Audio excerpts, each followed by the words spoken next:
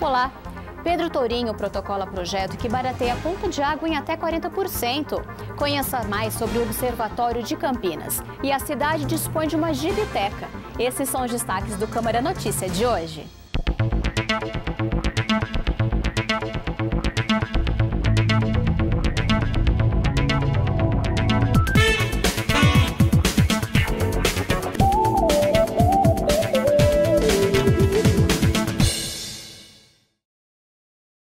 O vereador Pedro Tourinho, do PT, protocola um projeto de lei que obriga a Sanasa a instalar e distribuir à população válvula de retenção de ar. Veja do que se trata na reportagem a seguir.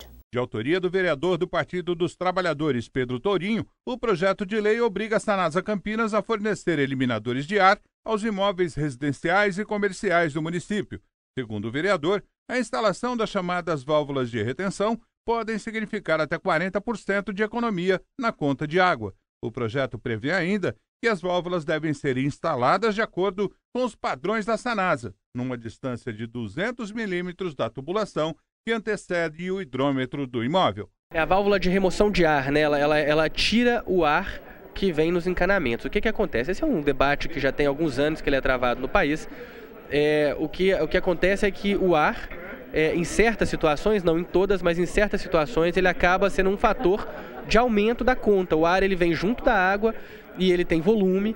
Ele é um fluido, né? Assim como a água, ele é um gás, mas ele acaba fazendo o hidrômetro girar. E tem várias experiências, algumas às vezes eventualmente contestadas, em outras amplamente demonstradas, que mostram que esse equipamento simples, que promove a retirada do ar do cano antes da passagem da água pelo hidrômetro, consegue reduzir a conta de água dos domicílios, em algumas situações, em até 40%. Então, é uma medida que a gente espera que a Sanasa faça, até porque quando a pressão de água está mais baixa nos canos da cidade, feito infelizmente o caso que a gente vê nas situações de falta de água, feito a gente tem tido na cidade, de racionamento, o ar penetra mais frequentemente no encanamento e acaba fazendo com que aumente o custo da tarifa paga pelo cidadão. Então a gente... No fim das contas, a pessoa recebe menos água, mas paga mais caro por isso. Ela passa a pagar pelo ar que ela consome, na verdade um ar que ela não consome, né? A gente fala, aumentou a tarifa da água, está mais caro tratar a água, pois muitas vezes o cidadão está pagando pelo ar que ele está consumindo, que vem junto com a água. Então a gente quer que o cidadão não pague por ar que ele não usa, a gente quer que o cidadão pague apenas pela água. O nosso projeto é para que a Sanasa assuma essa questão e garanta a distribuição desses aparelhos. Isso vai ser certamente de muito baixo custo para a Sanasa e de imenso benefício para toda a cidade. Lei sobre o atendimento das exigências de legislação municipal que tratam do direito do consumidor é sancionada em Campinas. A Lei 15.007 de 2015, que trata do cumprimento de leis municipais pelos estabelecimentos comerciais varejistas e de prestação de serviços no âmbito do município de Campinas, já é uma realidade. Nela, esses locais, antes de receberem qualquer multa por descumprimento das normas, serão notificados pela fiscalização para regularizar a situação no prazo de 10 dias, como explica o autor da matéria. Isso vem facilitar o processo fiscalizatório de 40 leis municipais, que hoje, cada vez que vai num estabelecimento, seja ele comercial ou industrial, ou então de prestação de serviço, o fiscal emite já de imediato a multa. E com essa lei nós estamos dando um tempo de 10 dias para que o estabelecimento se adeque às leis vigentes e que através disso ele possa recorrer, adequar o seu estabelecimento conforme as leis, né? E depois, se ele não atender às exigências desses fiscais, aí sim a prefeitura pode estar emitindo a multa de acordo com as leis vigentes no município de Campinas. E por meio de uma lei publicada no Diário Oficial, Campinas comemora o Dia Municipal de Conscientização da Esclerodermia, sempre no dia 29 de junho. A data entrou no calendário oficial do município graças à lei de autoria do vereador Cid Ferreira. Com o objetivo de diminuir o preconceito às vítimas de esclerodermia e de informar a população sobre essa doença pouco conhecida, a Câmara Municipal aprovou um projeto de lei que cria o Dia Municipal da Conscientização da Esclerodermia. De difícil diagnóstico, a esclerodermia atinge 300 a cada 1 milhão de pessoas no mundo. Ela pode ser desencadeada a partir de um reumatismo, ela pode provocar uma forte emoção. Facilmente é confundida, às vezes, com lúpus, essa doença que é horrível também, que também é uma dessas graves doenças. O diagnóstico é muito difícil e quando é descoberto já se encontra numa situação avançadíssima, sabe? E ela traduz uma tristeza muito grande porque ainda nós não temos condições de um remédio para a cura dela. A esclerodermia é autoimune, ou seja, é uma doença em que o próprio sistema de defesa do organismo passa a atacar as próprias estruturas do corpo. Apesar de não ser contagiosa, as vítimas dessa doença acabam por sofrer preconceito. Nós temos exemplo dessa doença muito próximo a nós, pois uma de suas vítimas é a esposa de um grande amigo meu, Salim. Foi meu assessor, que todos conhecem. A esposa dele está numa cadeira de roda já há 3 anos e não tem, vive exclusivamente para o tratamento dessa doença. A data escolhida, 29 de junho, serve também para incentivar a pesquisa em busca de compreender as causas e buscar uma cura. Porque eu acho que a ciência está cansando porque não consegue um paradeiro para essa doença. Mas a gente pede muito a Deus para que dê a inteligência aos homens, aos médicos, aos cientistas, que possam resolver esse problema.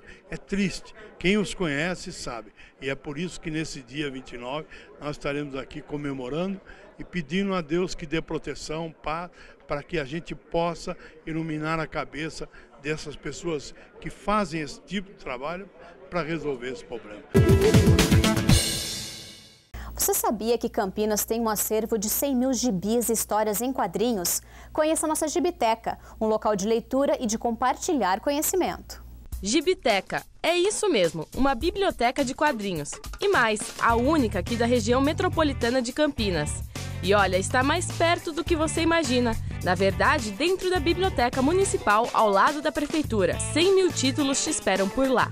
Desde os mais clássicos até os modernos mangás. E quem cuida de tantas páginas é a Suzy. O quadrinho ele está mais ligado a uma obra de arte, né? É uma história em quadrinho com tratamento de obra de arte. Então você encontra de tudo aqui. Quem quiser ler, é só vir até aqui. Esse material não vai para empréstimo, mas você pode ler de tudo aqui. O espaço se destaca por não ser apenas um local de leitura. Aqui o conhecimento é compartilhado. Essa galera da Escola Municipal Caíque Zeferino Vaz veio conhecer a Gibiteca. E de quebra ainda ganharam uma palestra com o cartunista Bira Dantas. Pois é, a geração digital ainda se encanta pelo papel. Eu gostei de ler gibi quando eu comecei a aprender a ler, aí eu comecei a gostar do gibi do Maurício Souza pequeno, igual foi pro jovem e agora eu tô gostando bastante de ler gibi. Eu curto Dragon Ball Z, Naruto, aí eu leio todo dia, assim. Que as histórias divertidas, às vezes tem uma intriga no meio, mas depois acaba tudo bem. Além da leitura, eles ainda mandam bem nos traços. Olha só as caricaturas que o Bira ganhou dos estudantes. E a criançada, eles têm uma vontade de aprender as coisas, de saber os detalhes.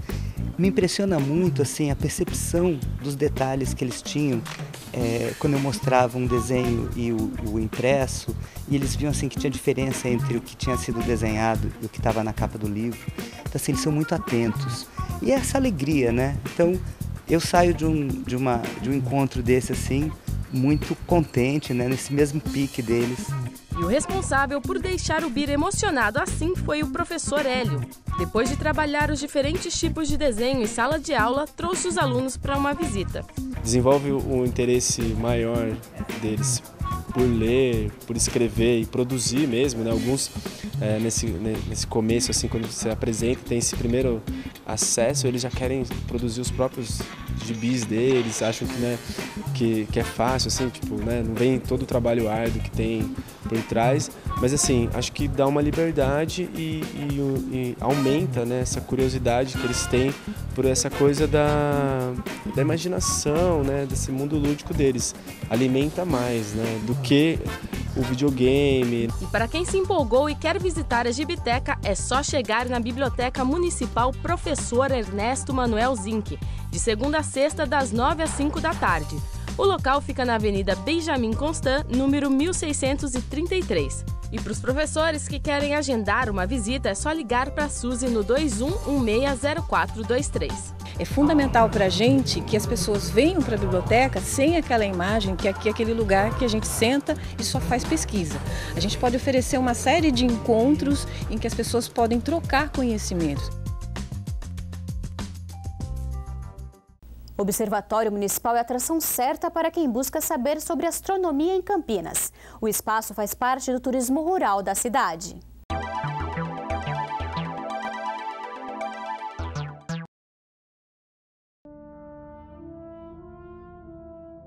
Quem quer fugir da rotina e pegar a estrada para um bom passeio não precisa sair de Campinas. No distrito de Joaquim Egídio, essas curvas levam quem procura conhecer a astronomia ou quem gosta do tema à Estrada das Cabras, rumo ao Observatório Municipal Jean Nicolini. Fundado em 1977 como Estação Astronômica de Campinas, o observatório, localizado em área de proteção ambiental, é o primeiro do gênero no país.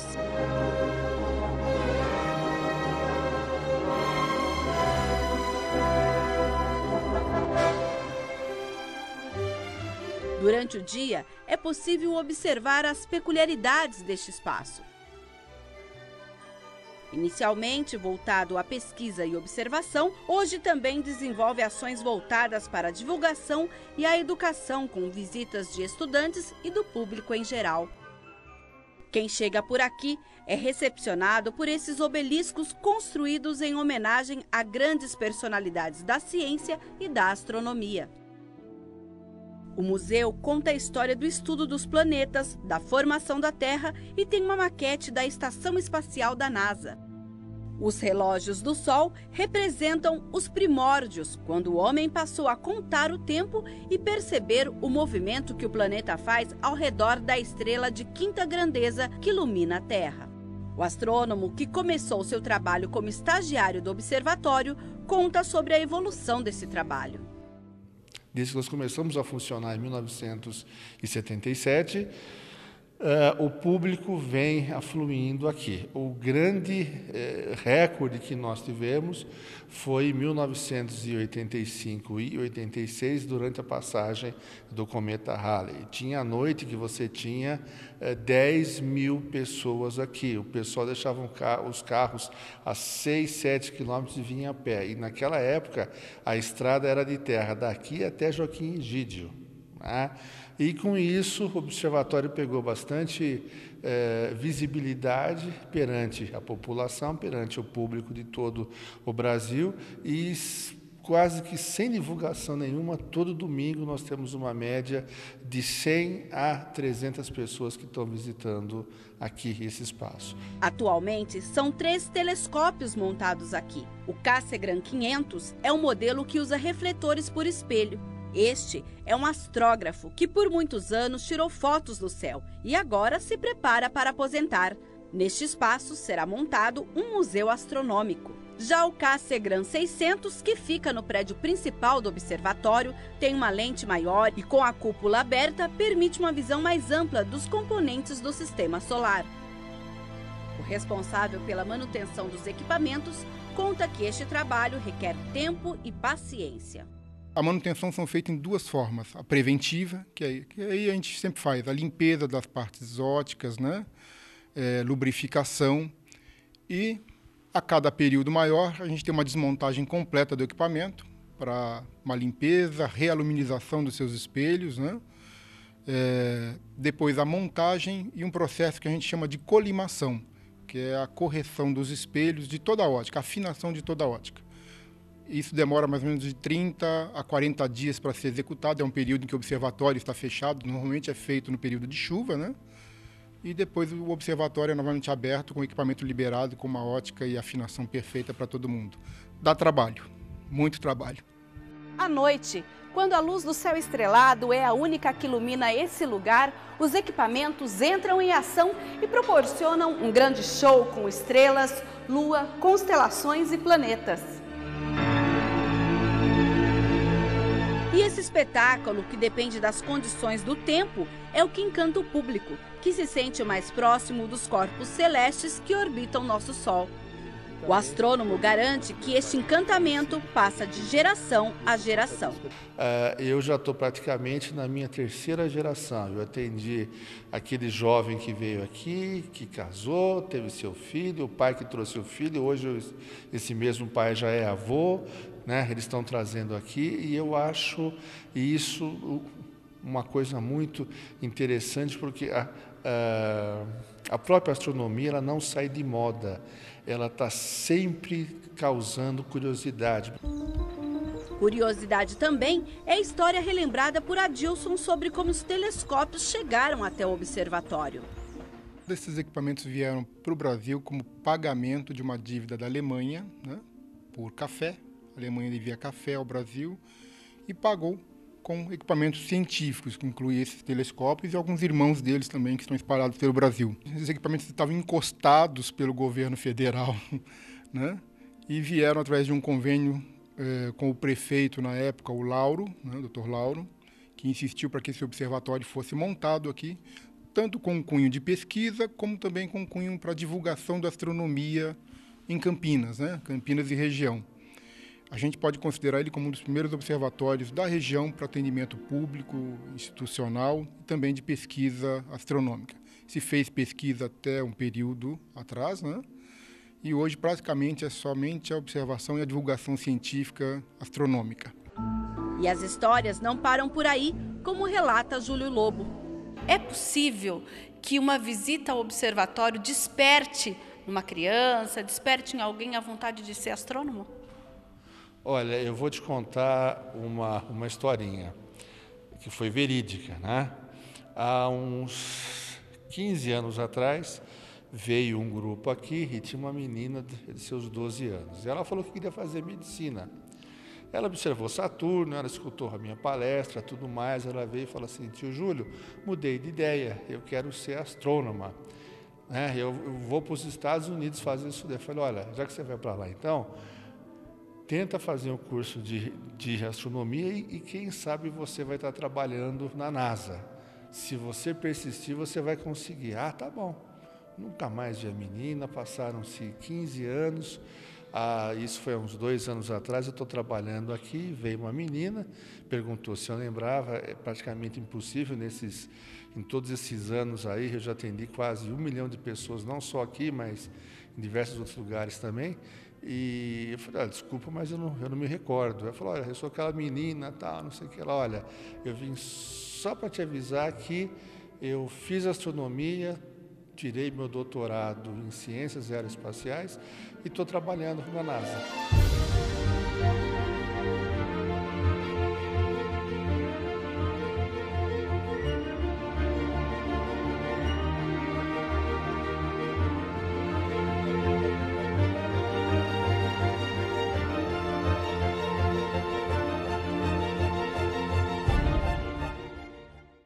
O Câmara Notícia fica por aqui. Continue com a nossa programação e até a próxima.